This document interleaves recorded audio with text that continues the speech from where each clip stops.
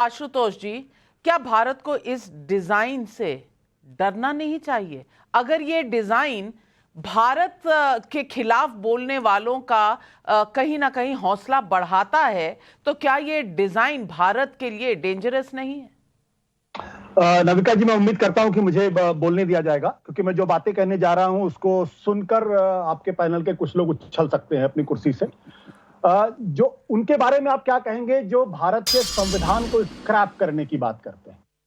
मैं उनको देशद्रोही नहीं मानता, कुछ लोग जरूर देशद्रोही मानते हैं। उनके बारे में क्या कहेंगे जो कहेंगे वो भारत के संविधान को नहीं मानते हैं?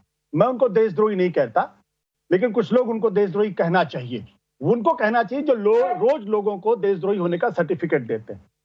अगस्त 2000 को के.एस. सुदर्शन, आरएसएस के प्रमुख, करण थापड़ ने उनसे पूछा, do you accept the constitution as it is? उन्होंने कहा नो। तो क्या सुदर्शन देशद्रोही है? देश तोड़ने वाले लोग थे? सिर्फ एक बयान नहीं है। उसके बाद 11 मार्च 2000 को फिर वो कहते हैं RSS wanted a totally new constitution. उसके बाद 12 मार्च को कहते हैं the constitution should be scraped. फिर कहते हैं भारत का संविधान जो है 1935 के अंग्रेजों का बनाया संविधान का एक्सटेंशन है। उसके साथ साथ दीनदयाल उपाध्याय, एकात्म मानववाद, उसमें कहते हैं कि भारत का संविधान भारत की एकता और अखंडता के खिलाफ है। वो कहते हैं भारत का संविधान फेडरल नहीं होना चाहिए, यूनिटरी होना चाहिए। तो क्या मैं मान लूं कि दीनदयाल उपाध्याय देश के खिलाफ काम कर रहे थे? सुदर्शन देश के खिलाफ काम कर रहे थे? और जिस संगठन के मुखिया इस तरीके की बातें करते हो, भारत के संविधान को स्क्रैप करने की बात कर रहे हो, उस संगठन उससे जुड़े हुए लोगों के अंदर इतनी हिम्मत होनी चाहिए कि वो दूसरों को सर्टिफिकेट बांटते हुए चले।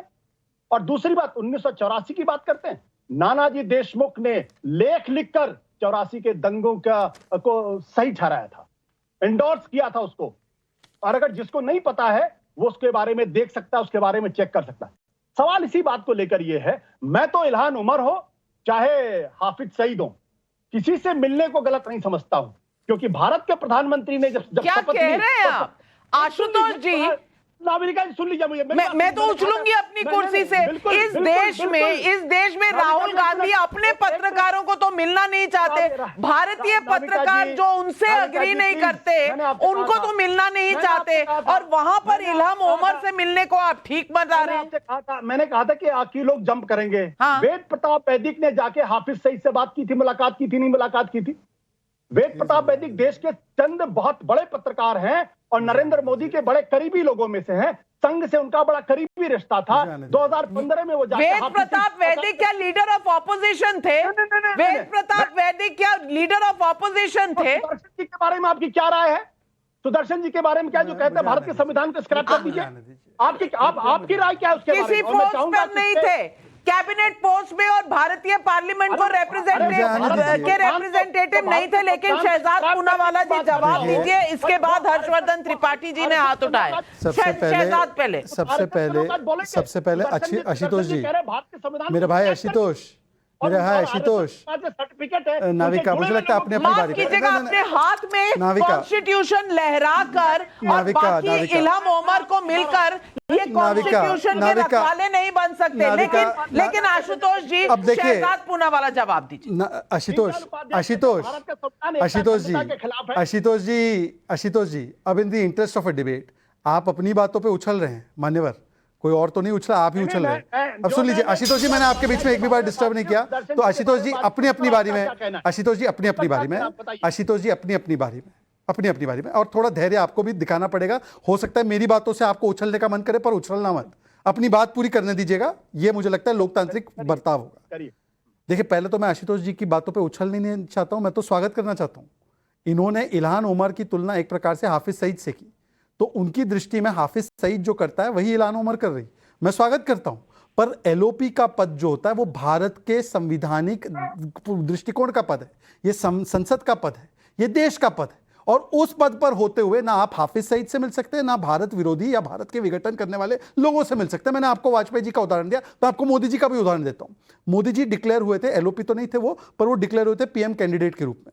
एक नवाज शरीफ ने मनमोहन सिंह को देहाती औरत बोला, तो चुनाव के बीच में मोदी जी खड़े होकर सार्वजनिक सभा में बोले, चाहे राहुल गांधी इनका ऑर्डिनेंस फाड़े, मेरे देश के प्रधानमंत्री को तू नवाज कैसे बोलेगा ये देहाती औरत। ये होता है दायित्व निभाना एक पद का। अब मैं आता हूं अपनी दूसरी बात पर। आपने बोला कि संविधान को बदलने की बात के.एस. सुदर्शन ने की, वैसे तो 100 बार कांग्रेस ने बदला है, पर आज के कॉन्टेक्स्ट में, क्योंकि आशुतोष जी हमेशा जब मैं इतिहास में जाता हूं तो बोलते हैं आज की बात करो, शहजाद आज की बात करो, इतिहास में कहा जाता है, तो मैं आज की बात कर रहा हूं। आज इस सुंदर संविधान को जम्मू कश्मीर में लागू होने का काम 5 अगस्त को हुआ 2019 में। उसको वहां से हटाना कौन चाहता है? एनसी बोलती है 370 लागू होगा और वाल्मीकि का आरक्षण छिन जाएगा और 2 संविधान होंगे। अब आशुतोष जी, जो संविधान की आप वकालत करते हैं, बताइए कि कांग्रेस पार्टी एनसी के स्टैंड पर स्टैंड क्यों नहीं लेती? म्यूट कर दिया है आपने अपने आप को, मैंने नहीं किया। मैंने 2 सवाल बहुत स्पष्ट तौर पर मैंने भी स्पष्ट सवाल पूछा आपसे। मैं पूछ रहा हूं मैंने भी स्पष्ट पूछा। उस शख्स के बारे में आप क्या कहेंगे जो ये कहेगा वो भारत मैंने के आपको संविधान बता को नहीं दिया, मानता? मैंने बता दिया। आज के कॉन्टेक्स्ट में बताइए, जो कह रहा है कि ना लागू हो संविधान वहां पर, वो क्या है? तो मैंने डिस्टर्ब नहीं किया। तो क्या के.एस. सुदर्शन आरएसएस के प्रमुख?